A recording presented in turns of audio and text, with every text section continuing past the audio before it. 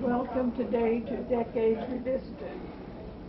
Our honored guests are Jim and Dacie Durkin, and he will tell you about the decades in his life. And they're getting more and more decades all the time. All right. Well, it's a pleasure to be here and get an opportunity to be with good friends and just talk about the good things that have happened in a long life and a good life. And I was born in Chicago, Illinois. The only thing I didn't like about that is during World War II, whenever you visited a foreign country and you tell them you were from Chicago, Illinois, they wanted to know if you were a gangster, because they thought all gangsters, everybody in Chicago was a gangster of some kind. And we would tell them, no, there's just ordinary people there.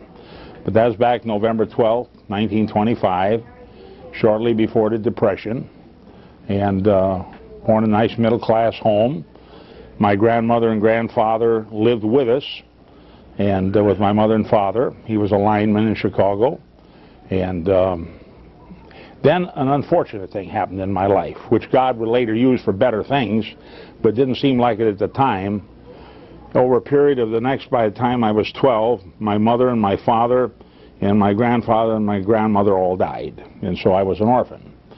And that's why with pictures, I don't have I don't have anything from that period at all. It's all disappeared. We were sent to live with many other foster people. And I was always a lonely guy in the sense I wanted a family. Always longed to have a family. I didn't know how to have one because my example was taken away too early, but always longed to have one. And then over the years, I want to say that we've certainly been given many wonderful people that are part of our family, natural and spiritual and so forth. Well, then after a short time with my cousin, who I went to live with after my parents died, I joined the Navy. And that was during World War II. I wanted to go off and fight a war, but I never got to fight in that war. I was picked as one of the V-12 candidates, so they sent me off to college. And I spent the rest of the war in college. One time I asked to leave, and I said, look, this war is winding down, and I want to at least have some time to be a part of it. And the chief executive officer said, well, yeah, Durkin. He said, you can leave any time you want to, but we've put about $30,000 into you, and as soon as you leave, we will put you in jail. And so I didn't want to go to jail, so I stayed then in the college and finished there. And then after I was out in Seattle, was discharged in Seattle, and kind of that lonely feeling again hit me. And we ran out of work to do. We ran out of, there was what they called a 52-20 club. And for 52 weeks, you got $20 a week, kind of a discharge thing that would keep you till you got a job. But my 52 weeks ran out, and I still didn't have a good, solid job. And then a friend of mine there said, well, I've got a cousin down in California, and he works for the Forest Service, and I bet we could get a job there. And so off we went, hitchhiking down the road. We were helped along the way a lot. Highway patrolman stopped one time, said, what are you guys doing? And we told him, and he said, hey, you don't have to sleep out tonight. So he went and took one of the highway way stations, opened it up, started a fire for us, and let us sleep there. I always remember that kindness. That was a great thing. And then ended up in Hoopa, California, and short period of time after that, I was telling people I was an atheist and didn't believe in God at all, you know, kind of swaggering out, well, I'm an atheist, I don't believe in it. People were telling me I ought to get, quote, saved, but I told them I was an atheist. And then I had a remarkable experience.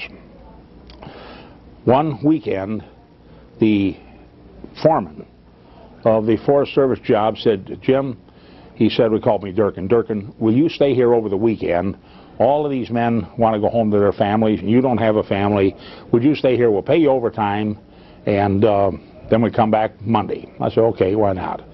I'd met some friends there who had been telling me about religion, about the Lord, and so forth. And that night, when I went to bed, I had a most remarkable experience. In the tent that I was sleeping, I was aware that some being walked in the tent. And the amazing thing is, I was not afraid. There was no feeling of, like, strangeness. And I just knew it was the Lord, Jesus. So I began to talk to him and tell him, you know, I've been a bad guy and I haven't lived right. And if there's anything you can do, help me. Help me to become your child. And my life was changed. That's been, what, nearly 50 years ago now. And then a short time after that, I went to a camp meeting of this little local church. I began to go to the local church at that time. And this lady came into my life. And but it was almost destroyed before we got together. What happened, I was standing in the sanctuary of this church, a little tiny Indian church, standing in the sanctuary of this church, and there was a guy there by the name of Roy Kreitzberg, a good friend of mine, but he was always doing funny jokes. So he ran up behind me and grabbed me around the neck in a chokehold like this, and I just getting out of the Navy, I fancied myself as a great judo expert. So I threw him over my shoulders, and as his feet went up, he hit the drum, knocked it over, hit 2 or 3 instruments, knocked them over, great giant noise, just as my wife walked in to meet me. The girls had told her, there's a new guy on campus, you got to meet this guy. As soon as she saw this thing happen, she says, get me out of here. That's the one guy I don't want to meet. Now, if God hadn't done a miracle, we wouldn't be sitting here today. But he really did a great thing. We finally got together and got married. And then, short time after that, people told me I had a gift for speaking, a ministry. We went into the ministry, and for 13 years, we were in the ministry. And then things went sour. And don't know what happened. Just my whole head began to change. It wasn't her fault, it was mine. And we got divorced. And we were divorced about, well, 3 years, yeah. And then one day I felt God speaking to me again after he began to work on my life and said, I want you to go back and reestablish covenant with the wife of your youth. And I said, well, all right, Lord, but I don't know if she wants anything to do with me or not. And called her up. Well, as a matter of fact, I didn't call her up either. I had a friend call her up, because that way if she got mad and said, tell that guy to get out of here, you know, but she didn't do that. She said, no, I'd like to talk about it. God's been talking to me too.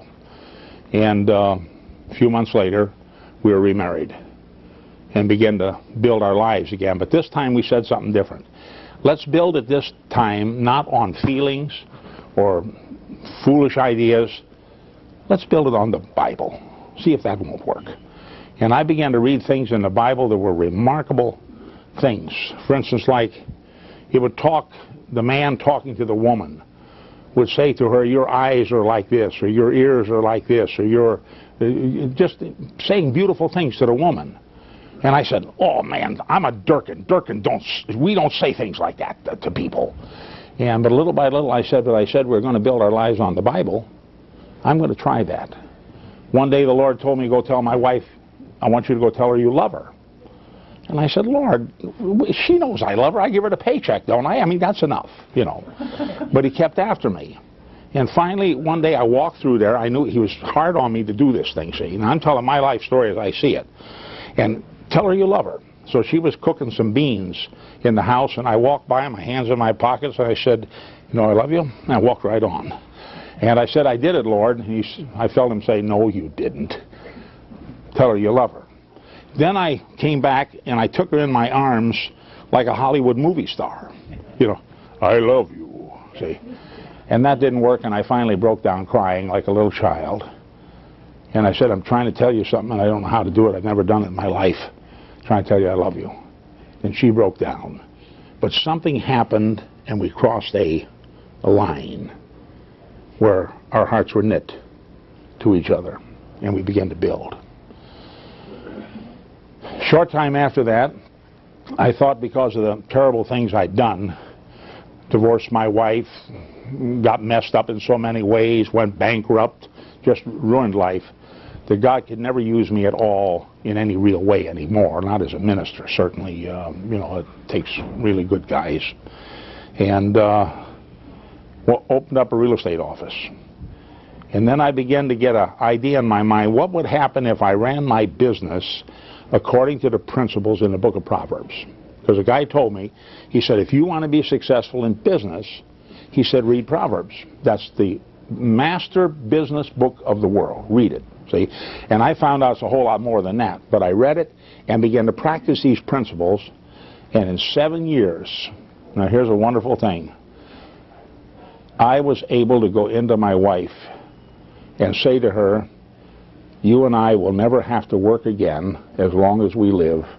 We are now financially independent. These principles have produced this kind of prosperity. See? What year was the real estate starting? The real estate would have been started, let's see, that would have been 63.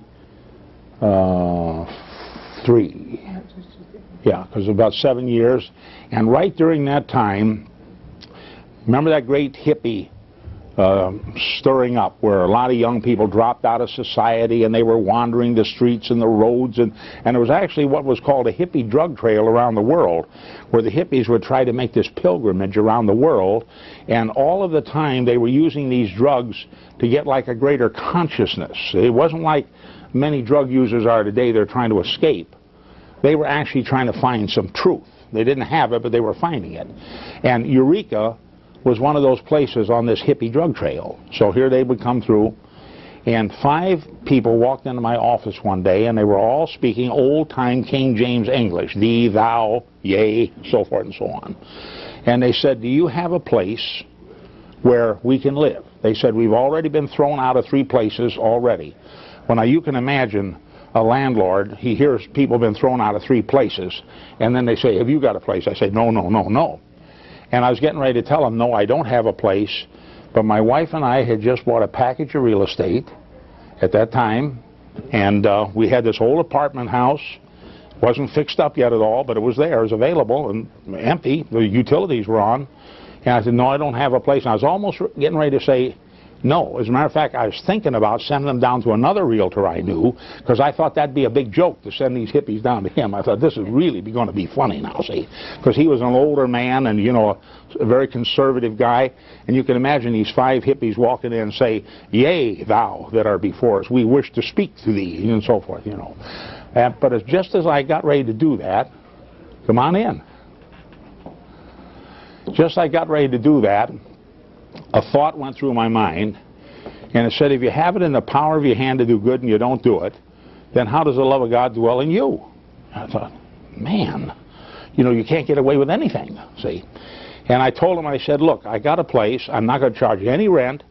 You can move in, but anytime I don't like what I see, you have to move out. And they said, okay. They signed a big, long document that I wrote out. They moved in. And a man in my church who had just joined us, he said, Jim, do you know what you've done?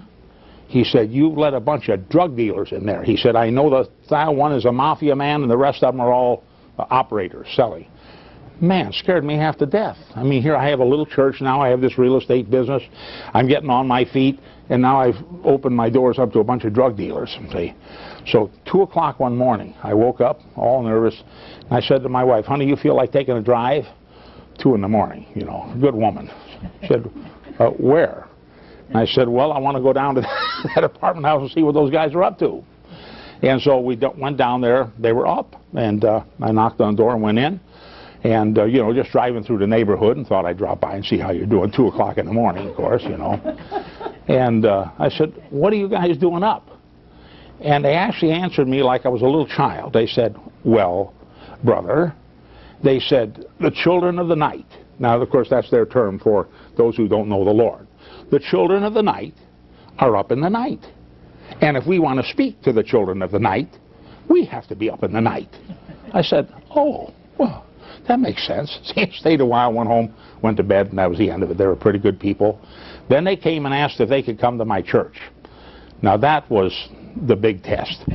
Come to my church, you guys? No, why don't you have your church right here, and we'll have our church over here. And but I want to say they did come, and the people we had, for the most part, were really great people.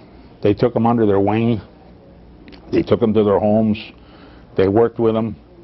And those people began to develop. And one day a man said to me, he said, Jim, why don't you just keep those people out the Lighthouse Ranch? They got damaged brains, and they're never any good for anything. I remember saying, mister, I don't believe God makes junk. If he saved those people, he's got a work for him to do. Well, in 1974, I got a picture of it here, show it a little bit later. In 1974, there was a big earthquake in Guatemala. And 32 of these young people came to me, not all at once, but final team. And they said, we'd like to go down to Guatemala and help rebuild for those people in that place. And I said, that's going to be a tough deal. You know, you're going to have to put a lot behind you.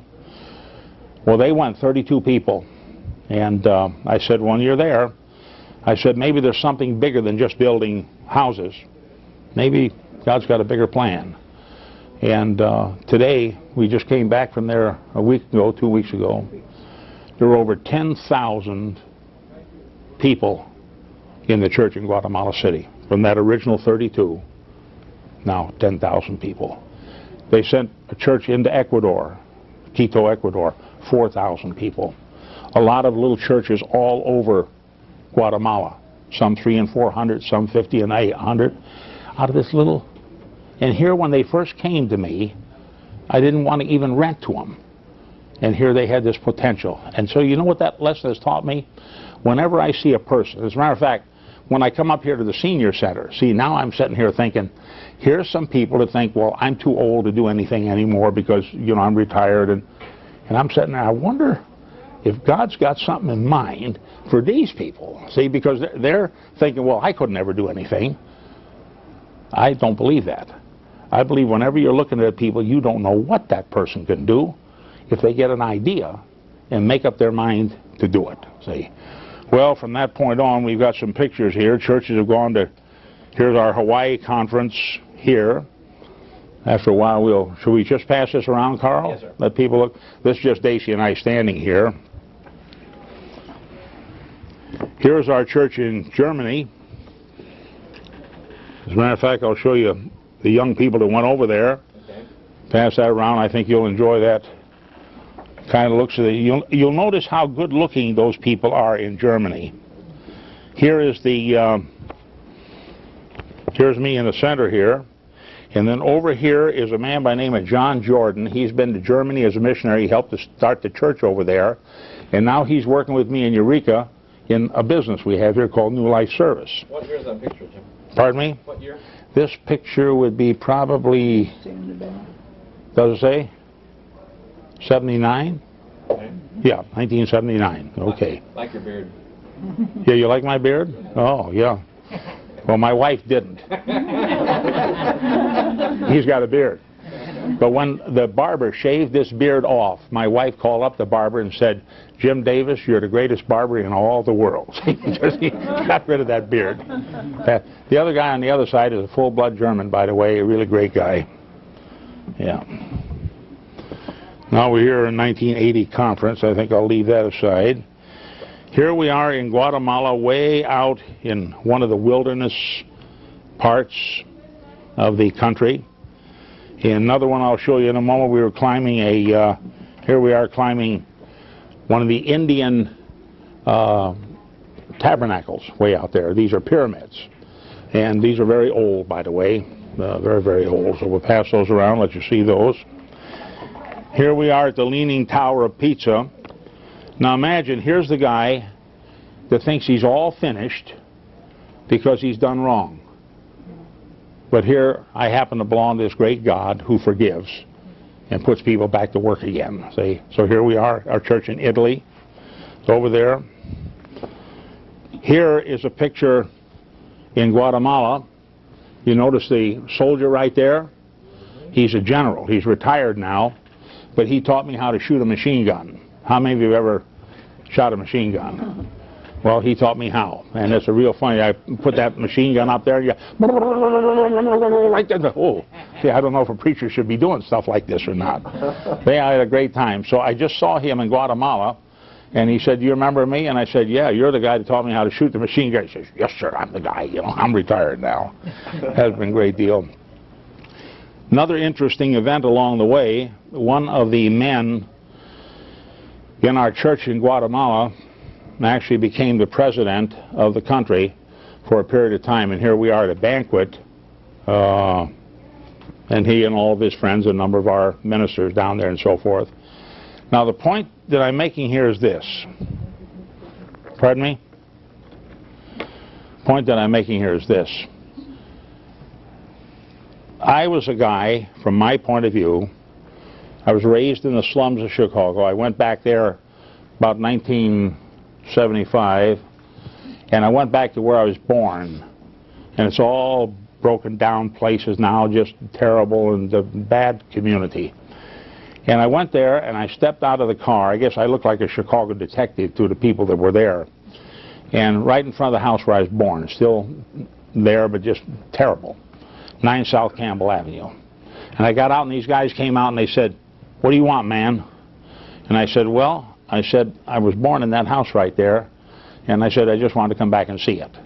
And they looked at me for a while and they said, "Oh, you're okay, man." And then they walked off and left me there. And from then on, I could walk around the neighborhood again. And it was like old times, you know, being in that place. Well, I came from that slum, lost my parents. Things ended up divorced from my wife.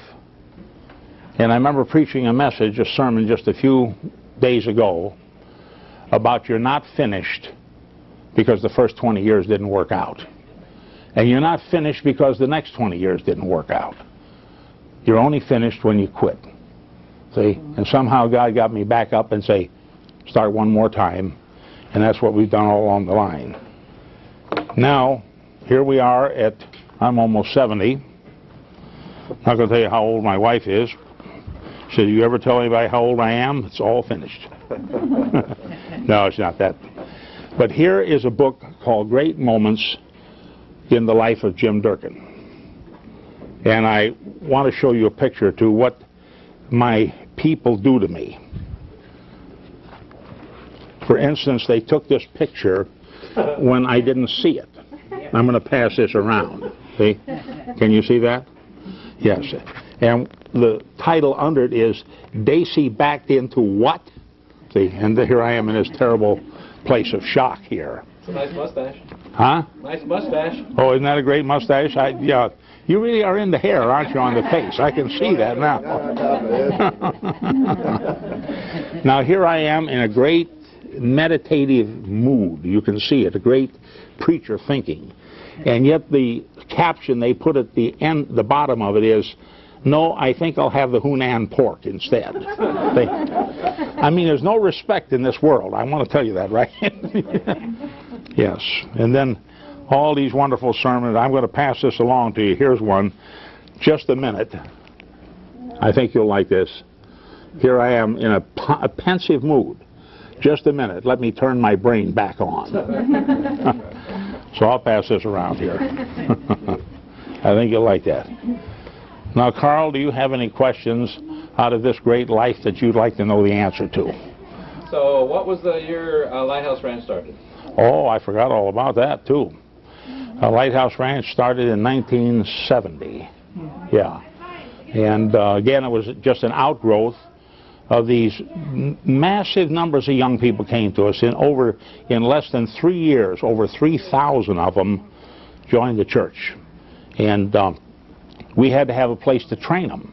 And that's what the Lighthouse Ranch was all about. We got this old Coast Guard station out there and bought the thing and brought these young. One time there was 250 people out there. And now there's only about an average of 70 or 80 at a time. But they just piled in on us. We had an idea, whosoever will may come. Well, boy, they sure did come. We didn't have the idea, whosoever will may stay. They had to behave themselves, but whosoever will may come, see. And so they piled in us all kinds of people. There were women there that had no husbands, but they had 3 or 4 children. They said, "Will you take us? You know, come on in." And just piled in all kinds of old people, people that had been in jail, people. But today, many of those people are out doing great things. They're in business.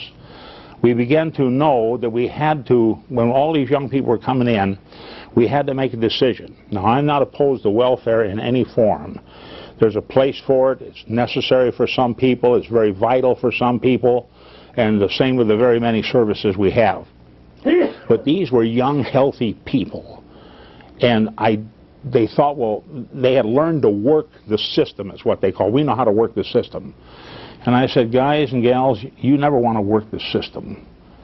You want to let God work in your life. Stand on your own 2 feet and help others. Don't be taken from others.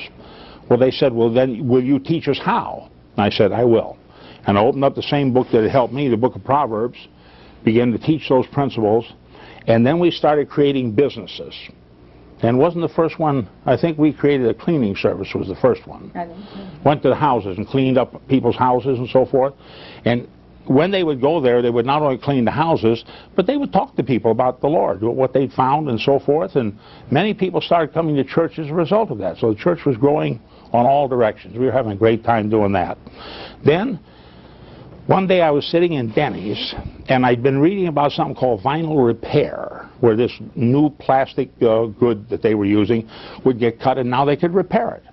And I said, boy, I sure wish I could find out about that. And a man came in while we were sitting there having a cup of coffee, and he got to work on a seat. And I said to one of my young men who were with me, I said, I think that's that vinyl repair he's doing. Would you go ask him about that? And so he did. And he came back to me, and I said, how would a person learn that? And he said, well, I'll teach you. He said, I just fool around with it, and I'll be glad to teach you. So I taught our people how to do it.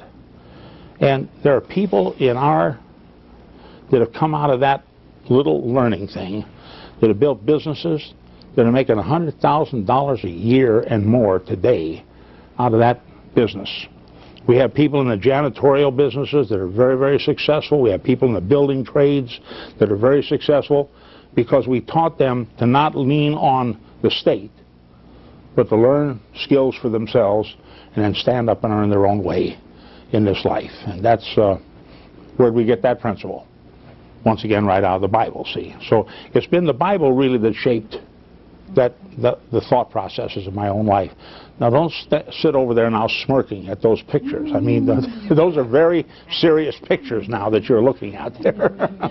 Didn't you all create the Tri-City Weekly too? Well, thank you, Carl. I forgot about that. See, I'm getting to that stage in life where I forget about lots of things if I'm not reminded. Yes? We did. One of the things, see, we were looking for ways to put our people to work because the people in the community at that time weren't sure who these people really were. I mean, they didn't know whether they could be trusted or if they'd steal from you, and they'd heard they were all on drugs and they were terrible people. And a lot of them were on drugs, no question about it. But once they found the Lord, they got off the drugs. And one of the businesses we created was this newspaper, the Tri-City Advertiser, Tri-City Weekly now.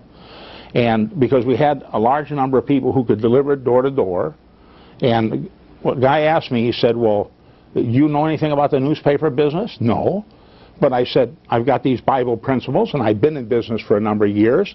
I believe we can put this together. So we went up to Brookings and got a contractor there who agreed. They were in the newspaper business. They did the printing for us. And we drive up every week and get this paper and bring it back and then distribute it in the community. Several of the people that are still here went out and sold advertising for it. And we didn't even know how to break it up in column inches. So we just sold quarter pages and half pages, but gradually we learned. You know, the next thing, this thing has become a tremendously successful media in our community here. And that's how those things were. We had a necessity that I wanted them to work. I wanted them to earn their own way. Some of them have gone on to be reporters and builders in newspapers just from the skills that they picked up there. Isn't it wonderful, the potential that's in people if you give it a chance to come out? And we just gave them a chance to come out. I remember some of them came to us, talking about the Lighthouse Ranch, that they were on drugs, and they were so damaged. I remember one in particular, he would we were growing like vegetables, and he'd take a hoe and he'd go like, boom, and then he wouldn't move. He'd just, boom, and just stand there like that. And then you say after a little bit, come on, Joe, move again, and then he'd, oh, boom. But in 6 months, you wouldn't have recognized that guy. His mind had cleared up. He was becoming a vital person again and went on to become a fine human being, see. So that's, I think Dacie might want to say something here. But if there's anything great in our lives, is the wonderful people we've had that have worked with us and the wonderful changes we've seen in people's lives because of what God did. See, we were only there, but we saw God change people's lives. So everything in my life, so I was telling Carl, I didn't know if he wanted my life or not, because the last 50 years has been just this one period of time in which we've been involved in stuff like this. Is there anything you'd like to add to that? I can't think of anything. Well, would you look at the camera and tell them that you have a handsome husband and you're glad that you... Are you planning any 25th anniversary of the Lighthouse Ranch in 75? I mean 95 or 95. Oh yes, sir. Reunion of everybody or Yeah. anything? Well, we just had a Festival of the Sun, which was the 22nd. We used to have these festivals every year. Oh, is that right? And then for a long time didn't have them, and now we just had one again, and that was really great. There were people there that we hadn't seen for 20 and 25 years and so forth, and they all showed up, and they looked exactly the same, except that their hair had slidden back slightly, and a few things got a little bigger around the middle, like myself, and so forth and so on. But they were the same old people, and you're right, we'll plan that. We're getting ready for a big reunion. This will be about 1.5 years away, 2 years, of the entire ministry. They'll be coming from all over the world now, from Central and South America, from Asia. I had a really great experience. About 2 years ago, a man came to me in Eureka that we had met in our ministry in Alaska. And I went up there and I taught for about 3 months to this whole group of people, including this young man. And we told them how the Lord said we should go into all the world and preach the gospel to everybody, the good news to everybody. And this young man took that literally, as I hope everyone would. But he went out, and I asked him, well, where are you from? And he said, I'm from Russia. Russia? How did you get in Russia? He said, I don't know. He said, when Russia began to come apart, you know, politically, I felt I should go there. And he went there. And now he's over 200 churches in Russia, and he's been preaching to those people. Now here, when you first met this guy, very ordinary kind of looking guy, you think, well, you know, he just... But I'm telling you, when I sit here like looking at you, I never say to myself, these are just ordinary people. You don't know who you're talking to when you look at people. What potential is in them. If the right inspiration hits them, what they're capable of doing, there is no limit to what. Here's this young guy that just looked like an ordinary hippie guy. But now he's over 200 churches in Russia. We have missionaries now over in Yugoslavia. We have people in England. We have people in Italy. We have people in Central and South America and Japan and Vietnam and China. And my wife and I are looking forward to a trip around the world to each of these places where we have our people and to go and visit them, because we don't know how much longer we got on this earth, right? Now, I'm sure not more than 100 years. But anyhow, we're going to see them and tell them how great a work they're doing. And yet, one time, these were just ordinary people that walked in the door and said, can you help me? And we said, no, I can't, but I know somebody who can, and that's God. Yeah. Aren't those wild pictures? So I got a question, Jim. All right, I want to hear it. I've always wanted to ask this question. I've been afraid of this. For 5 years, every morning when I drove to work, I'd see you walking with your dumbbells, pumping, and talking to some people down the street. What were you talking about?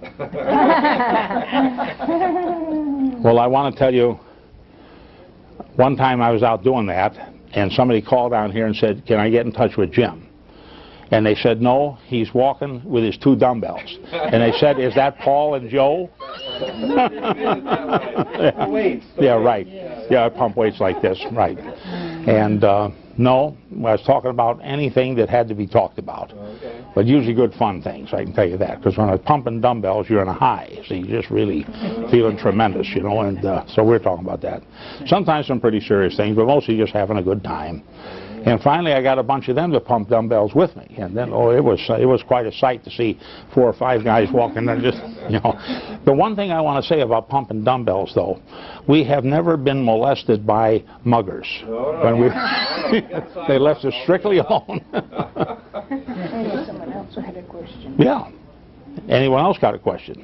I was just thinking, didn't you sell donuts or have free You're donuts? right Yeah, there. I remember that. Yeah, we forgot about that, yeah. Again, it's the same idea. We wanted to get out and show the people in the community that these were decent people. See, we had a kind of a public relations gap, because basically what it looked like is there was this hippie invasion, and who knows what they would do. They'd bring drugs in, and there were even rumors that I was growing marijuana out at the ranch, and one rumor was that I had a harem out at the ranch. Well, I can tell you that I would never had a harem, because I would have been killed immediately. Bang, bang, bang, bang. That would have been it. And of course, no drugs at all. I mean, nothing like that. But the reason why we created that donut thing was we met a man, and I asked him, I said, does it take long to learn how to become a baker? And he said, yes, to be a baker is long. But he said, if you would restrict it to selling like donuts and bread, he said, I could teach that to them quickly. So we sent a group of them up there, about a dozen, and he taught them how to do donuts of all kinds and bread. And then we came back and got this idea, if we made carts and took this fresh every day to people's houses, they would get to know these people, and the people would get to know them, and a lot of them got invited in for coffee, and so they would sell them donuts and then sit there and eat the donuts that they had sold. So it worked out really great. I'm glad you remember that. You remember that. That's a great thing. Yeah, it was really funny. I'd forgotten it, but now I remember it too. Yeah, that's great. Yeah, we've seen these great things. This building, by the way, it was an interesting thing. Where I own that building there on the corner of 5th and B Street, where the donuts were made, and where my real estate office was and so forth. And one day I had a real estate office across the street in a small building. I walked out of there, and there was a for sale sign on it. And I thought, man, for sale. Well, I don't have any money anyhow, so I can't do it. I'm just getting started. And the thought kept dragging at me, for sale, for sale. So I went to see the broker, and I said, you don't suppose your seller would take a no money down offer, you know, because I don't have any money. And he said, how do I know what he'll take? He said, write something up. So I wrote no money down, so much a month, so much. 3 days later, the guy came back and says, he'll sell to you for no money down, because all his thing. And we walked in that building for nothing down, and that's been the center of a lot of the ministry activity, and I just figured God gave us that building. A year later, I still didn't have a down. I was supposed to pay a down a year later. And so I went in to see him, and I said, look, if you want the building back, I'll give it to you. And he said, no. He said, you fixed it up. It's looking pretty good to me. I don't want the building back. Just pay it off. So that's been paid off many years ago. And we'll leave that to the church as their part of their inheritance. And anyhow, it's been a great fun. Tri-City started there, too, wasn't it? Tri-City started right there, yeah. Weren't there coffee houses? Didn't you do coffee There was a houses? coffee shop there, too, yeah. Free coffee house there. Boy, that was needed. Yeah, we use that. That building has been used for a lot of things. A lot of the young people, they live there in the apartments upstairs, and when they came in town, and so it's been used for a lot of good things. And now, I actually have an office of my own. Never hardly had an office. People keep moving in on me, see? So I never had. But now I got an office all my own, and so it's a great time. Isn't that because you work yourself out of a job? Well, now you're picking a big principle. See, one of the principles we have is you should always be training people to take your place and work yourself out of a job. Because if you do, you turn it over to them, and then you step back and say, now what? See, and we've seen that now what principle many times. So just recently, we turned the church over here to young men, and it said, here, you got it now. And then I thought we were going to slow down. As a matter of fact, I'll tell you what I had in mind. I had in mind coming up here to the senior center and getting to know all of you on a real deep friendship basis, and I still hope to do that, so we get to really know each other. You know, I said, man, here's some good-looking people from my point of view, and who knows what, I don't know what, you know, maybe we'll all go around the world starting churches, huh? How would that be? Any event, I didn't get to do that, because our churches in Central and South America said, we need you, now that you've got free of that church, we need you down here. So we've been running back and forth down there, but I told them this last time, I said, look, you're almost straightened out, the problems are worked out, then I am disappearing again, I'm going back to Eureka, and I'm going to work there. So I'm still looking forward to this thing with the senior center. Now, do not be surprised if I come up with some weird idea that involves you folks. And then I'm going to present it to you and see what happens as a result of that. How would we like to start a travel agency and go around the world? How would that be? Would you like to travel around the world? Sounds good to me. There you are. See, well, I have these ideas, and sometimes they work out pretty good. Yeah. Where did you? I didn't know you knew all those things, Carl. I didn't know you knew all those things too. That's amazing to me. I moved up here in 1970, and Lighthouse Ranch was just doing miracles. Yeah, yeah. Sure has been some great things there. And then that place at Clark and B, there were some wonderful things took place there. And we had some wild times there, though. One time some guy called the police down there and said we were having a riot down there. And they came in, they said, what is going on here? Well, I said, just a wedding. These two people are getting married. And he said, well, they told us a riot. I said, well, unless marriage is a riot, that's all. So they looked a while and said, oh, well, they took off and left us alone. And then we heard one time some people were coming down and they were going to ride everybody out of town on the rail. You know, crazy rumors. And so I went down there to be there when these people came and say, please, you know, come. But nobody ever showed up. And so most of the things that happened to me have never happened at all. See, it's the, you know, funny things. Yeah. It was mentioned about our work with older people. And I have this tremendous love of older people, and I think I'm getting a greater love the older I get. So I think it has something to do, there's a connection here that I can't quite figure out here. But I just sometimes see these older people as a tremendous reservoir of wisdom and knowledge and understanding that young people could use, but they're not getting it. It's like, see, when I was a young guy, a child, my grandmother and grandfather lived with my mother and my father and myself. We were all like one family in one house. So I moved back and forth between all of them as my total family. So I was able to absorb not only the wisdom of my mother and father, but my grandfather and grandmother. And then we had a man living with us in the house who was a helper to my grandfather, because he was a brick mason and builder, and I absorbed his wisdom. So here was this growing up in this place of great knowledge. And then when they all died, I felt like I lost something. Well, you know, I feel like a lot of our young people, and this is a vision I've had, a lot of our young people are missing the wisdom that lays in the hearts and minds of older people. And if that could be imparted to them, instead of them getting into so much trouble that a lot of them get into because they make foolish judgments that they just mess up in their life. An older person could say, well, now, you know, it's like this. And if those young people were trained to listen, man, I think what a benefit it would be to the younger society if they could hear the wisdom of the older people. So that's kind of like in my mind.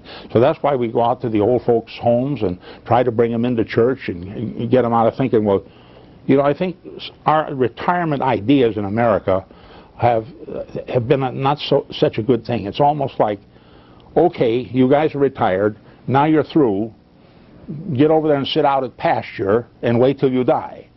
You know, you've done your work. I don't believe it. I don't believe there's ever a time that you can afford to throw over the wisdom that is in the minds of older people. That needs to be imparted into the lives of young people. So I want to see a way to bring this to pass. So that's my next thing. As soon as I get this thing in Central and South America straightened out, and then I want to get to work, because I got this vision. I think it's from God. And so if I start coming your way now. I love it. Let's do that. All right. And then, you know what I'm going to do, Carl? I talked to my wife about this, and she doesn't like it, but she's going to let me do it. I'm going to grow a beard again. Oh, okay. That'll be the handsome day. No. You and I can pose together. That's right. Good. Well, thank you very much, Jim and Dacie Durkin, for sharing your wonderful life with us. It was a great time to be here, to all of you. And thank you for coming in and kind of sitting and encouraging us a lot. You certainly did that. Thank you. Thanks a lot. And I'm thankful that Herman came, because he's my special friend. Yes. All right, Herman did this once. He did this his life. Oh, he's got quite a life. From sailing with my son and my wife in Alaska at a church we established up there. Say the name of your son. And my son's name is John. That's John. All right. I've got another one by the name of James, but he's not in that picture. He wasn't up there at that time. Now then, from Alaska, we're going to go all the way down to the central jungles of Guatemala. Now there we are climbing the pyramids. I think it's Tikal is what it's called, and very ancient, where Indian whole tribes have disappeared. But at one time that was a part of their worship centers and so forth and so on. Made me almost feel like climbing the pyramids of Egypt, which someday I hope to do. I bet so. Is this Guatemala, you said? This is Guatemala, way deep into the jungle part of Guatemala. Certainly, the jungles are certainly different than our type of land here. All right. The jungle area again, and the soldier that we're with is now a retired. Oh, oops. Nope, Where'd it go? it's right here. Okay. Got it. He's the general. Retired general, and he taught me how to shoot a machine gun. Not that I need to know how, but he thought that would be an enjoyable thing for a preacher to do. And so here we are in Germany, and that's in our city of Munich, close to our church there. And it's the interesting thing that these churches have taken us literally around the world. We've been to Africa, haven't come into India yet. We've got churches in Japan, Vietnam, China, Russia, Asia, Europe, and all over the United States and Central and South America. What year do you think this is just about? That would be maybe 1980, something like that. You can tell that's the city of Antigua in Guatemala. And it's a very ancient city. You can tell by the ruins there. And the buildings are extremely old. They're turning it more and more into a touristy kind of place now. But when we first went up there, just a very ancient city with ancient traditions and customs. Mm-hmm. Now here we are. Oh, yeah. Italy. Mm-hmm. We have a church there. Each of these, actually, these trips are not tours so much as they are going to be with the people that are there. All right. And then this last picture I'll show of the small. We just received an award from the county called a Self-Esteem Award for helping a number of young people over the years. Some of those young people wrote in about us, and we received this award. And they wanted a picture of me in an ordinary atmosphere. So I figured that's about as ordinary as you're going to get here. Was that the old coffee house, you think? It could be. Could be, huh? Yeah. All right. The standing? He's not now the president. He was. Right. And he came into power in a coup. And what actually happened was that these younger soldiers, he was actually the superintendent of our grade school in Guatemala. But he had also been like the general in the West Point, kind of a comparable to the West Point of the United States. Right. And he had taken care of these young people. What they do in Guatemala, they sweep through the jungles and pick up children, 10, 11, 12, 13, 14 boys, and forcibly take them into the army. They were under his direction. But he treated them with such kindness. When they were looking for somebody to make president, they said the only man we know with kindness of heart enough to run the country would be him. Right. And so they went and got him. And he became the president for about 2 years. Right. You know, I read about it in Time magazine. Yeah, Rios Montt. Yeah. Efrain Rios Montt. Okay. And then here is the final picture here. There's a gang of our leaders, group of our leaders in 1980. Oh, boy, that's a big family. Isn't that a great bunch? Where are you now? Well, I'm way over here somewhere. Yeah, there's my wife, and I think this is me right here, isn't it? Yeah. You know, the one you like because I have a mustache? That's right. Yes, there it is. That's your son in this one, too? Yes, he is. Okay. Both sons are there, I believe. All right. Where's that taken? That was taken down, I believe, around the Garberville area. Okay. Yeah. That's beautiful. Is that the end of the photo album? You got one more. You should. Oh, of course. There's that. This is when I was in my prime. Yes, sir. You mean yesterday? Before the pruning knife of time cut me down. And you're being flanked by? 2 of our missionaries, both of whom helped establish the Germany work. This man is back here now. This one is still in Germany. He's a full-blooded German citizen. All right. And that's a beautiful beard. Looks like a Robert E. Lee beard to me. And what you would have loved so much is both of these people had beards when I first met them. Oh, okay. You would have enjoyed that. Okay, there you are. Jim Durkin, thanks for letting us share your life. Wonderful privilege. Bye now. Thank you, Carl.